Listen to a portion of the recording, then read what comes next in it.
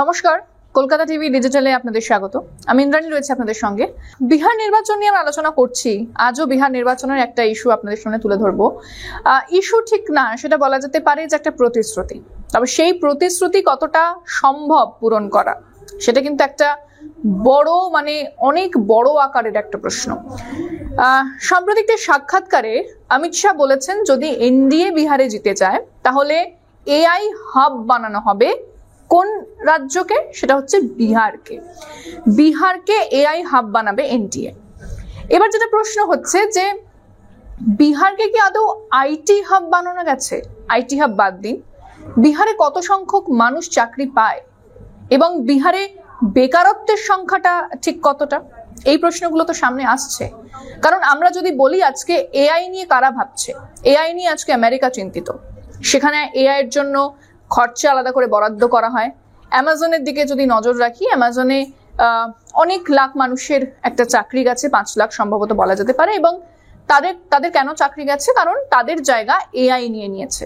এবার এআই অনেকটা বলা যেতে পারে যে মালিকদের কাছে সহজলভ্য, যারা কোম্পানির মালিক তাদের কাছে সহজলভ্য, কারণ এআই কে স্যালারি দিতে হবে না, এআই কে ছুটি দিতে হবে না, তাই হিউম্যান রিসোর্স কমানো হচ্ছে। ক্ষেত্রে এখানে এআই প্রাধান্য বাড়ছে, এআই গুরুত্ব বাড়ছে। এবার আমরা যদি বলি যে ভারতের ক্ষেত্রে বেশ কিছু জায়গা আছে যেখানে এআই এর গুরুত্ব বাড়ছে এবং হিউম্যান রিসোর্স অর্থাৎ যে ম্যান পাওয়ার, মানুষের যে এমপ্লয়িরা রয়েছে তাদের কিন্তু সংখ্যা কমছে। এআই নিয়ে আমেরিকা প্রচন্ড চিন্তিত, এআই নিয়ে ইউরোপ প্রচন্ড চিন্তিত। তারা চিন্তা করছে এআই নিয়ে যে এআই যদি চলে আসে, কারণ এতটা উন্নত প্রযুক্তি, এআই যদি চলে আসে তাহলে সাধারণ মানুষের কি হবে? যারা অফিস ওয়ার্কার, যারা বিভিন্ন দপ্তরে কাজ করেন, যে সমস্ত সাধারণ মানুষ, তাদের কি হবে? এবং এটাও প্রশ্ন উঠছে যে এই যে এআই আসাতে আমেরিকাতে কোনো অনুপ্রবেশকারী বা অন্য দেশ থেকে এসে কেউ চাকরি নিচ্ছে না। আমেরিকায় চাকরি চলে যাচ্ছে বিভিন্ন যারা অনেক কোটিপতি বা যাদের প্রচুর পয়সা তাদের জন্য, কারণ তারা এআইটা নিতে পারছে, তারা এফোর্ড করতে পারছে এআই। সেক্ষেত্রে আমরা আমেরিকা, ইউরোপ, এই সমস্ত যে সমস্ত দেশ রয়েছে তাদের যদি হয়ে কথা বলি এআই, সেটা স্বাভাবিক, মানা যায়, মানুষ শুনবে।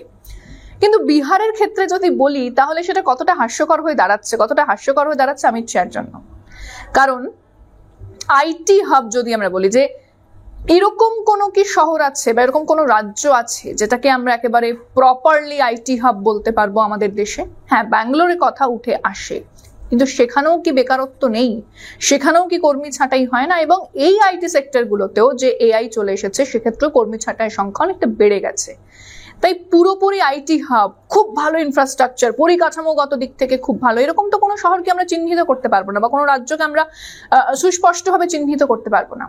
কিন্তু বিহারের ক্ষেত্রে বলা হচ্ছে আইটি হাব, যে রাজ্যে বেকারত্বের সংখ্যা দিন দিন বাড়ছে, যেখানে গরিব মানুষের সংখ্যা অনেক বেশি, যেখানে চাকরি মানুষ নেই, চাকরি হারানো দূরের কথা, যেখানে চাকরি নেই, চাকরি নতুন করে জেনারেট হচ্ছে না যে রাজ্যে, সেখানে অমিত শাহ বলছেন যে তিনি আইটি হাব বানাবেন। কি করে বানাবেন তিনি আইটি হাব? আমরা যদি বিহারের দিকে নজর রাখি, বিহারের যে দরিদ্র সীমার নিচে মানুষ চলে যাচ্ছে, 6,000 টাকা মাসে যাদের আয় হয় বা তারও কম যাদের আয় হয়, যাদের নিজেদের রাজ্যে কিছু নেই, কোনো চাকরি নেই, তাদের অন্য রাজ্যে যেতে হচ্ছে, পরিযায়ী শ্রমিক হয়ে যেতে হচ্ছে, সেখানে গিয়ে কাজ করতে হচ্ছে, সেখান থেকে আয় আসছে। অর্থাৎ বিহারে এআই হাব বানানোর কথা বলা হচ্ছে, কিন্তু বিহারের রাস্তা বেহাল, বিহারের রাস্তা খারাপ, জলের তলায় ডুবে যাচ্ছে। প্রতি বছর বন্যায় বিভিন্ন প্রকল্প আছে, কিন্তু সাধারণ মানুষের কোনো সেটা সাহায্যে লাগে না, কোনো কাজে আসে না। নীতিশ সরকার বা মোদী সরকার বারবার করে তারা বিভিন্ন প্রতিশ্রুতির কথা বলছে, বিভিন্ন প্রকল্পের কথা বলছে, কিন্তু সেটা কতটা কাজে আসছে সাধারণ মানুষের সেটাও তো দেখতে হবে। বিভিন্ন ব্রিজ বানিয়ে দিলে ইনফ্রাস্ট্রাকচারের দিক থেকে একটা শহর বা একটা রাজ্য এগিয়ে যায় না। ব্রিজ তো বানানো হচ্ছে, কিন্তু ব্রিজ ভেঙেও যাচ্ছে এবং ব্রিজের সে বেহাল দশার ছবি সামনেও আসছে। তাই দুর্নীতির কথাও সামনে আসছে, যে এই ব্রিজ বানানোর ক্ষেত্রে কতটা দুর্নীতি হচ্ছে। সাধারণ মানুষের যে লাইফস্টাইল, যে জীবনের মান, সেটাও অত্যন্ত নিম্নমান, এবং সেটাও যে একেবারে সীমার যে সূচক রয়েছে সেই সূচকের একেবারে যে লিমিট, সেটা তো নিচে চলে যাচ্ছে। কারণ সেখানে মানুষ তাদেরকে ভাবতে হয় দুবেলা খাবারের জন্য। বিহারে এতটাই, সেখানে গরিবের কথা বারবার বলা হয় না, সেখানে এতটাই মানুষ গরিব এখনো পর্যন্ত রয়ে গেছে। সরকার এসেছে, সরকার গেছে, এবং নীতিশ কুমার 20 বছর ধরে মুখ্যমন্ত্রী, 2 দশক ধরে মুখ্যমন্ত্রী, তিনি কতটা কি করতে পেরেছেন? তিনি কতটা এআই হাব বানাতে উদ্যোগী হয়েছেন, এই সমস্ত প্রশ্ন কিন্তু সাধারণ মানুষ করছে, বিহারের তরুণ প্রজন্ম করছে। কারণ পাটনাতে যে সমস্ত কোচিং সেন্টার রয়েছে সেখানে প্রচুর পরিমাণ ছাত্রছাত্রীর ভিড় থাকে, প্রচুর পড়ুয়ার ভিড় থাকে, প্রচুর পড়ুয়ারা তারা যায় লাইন দিয়ে ভিড় করে দাঁড়ায় কোচিং সেন্টারের কাছে, কিন্তু তারা কতটা চাকরি পাচ্ছে, কতজন চাকরি পাচ্ছে সেটাও তো বড় প্রশ্ন। এই যে ইঞ্জিনিয়ার সেখান থেকে বেরোচ্ছে, তারা কোথায় যাচ্ছে? তাদের হয় অন্য রাজ্যে চলে যেতে হচ্ছে, কারণ বিহারে তো কোনো চাকরি নেই।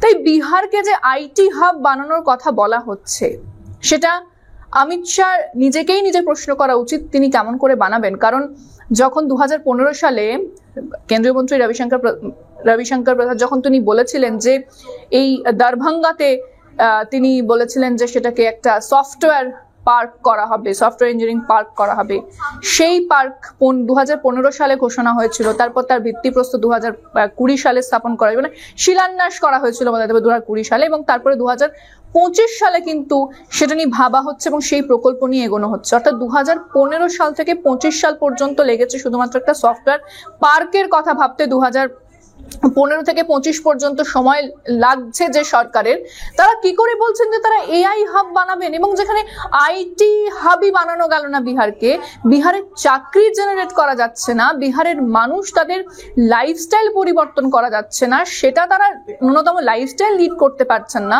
দুবেলা খাবার জন্য মানুষকে ভাবতে হচ্ছে, তাদের আয় নেই, তাদের চাহিদা কমে যাচ্ছে, সেখানে বলছেন এআই হাব বানাবেন।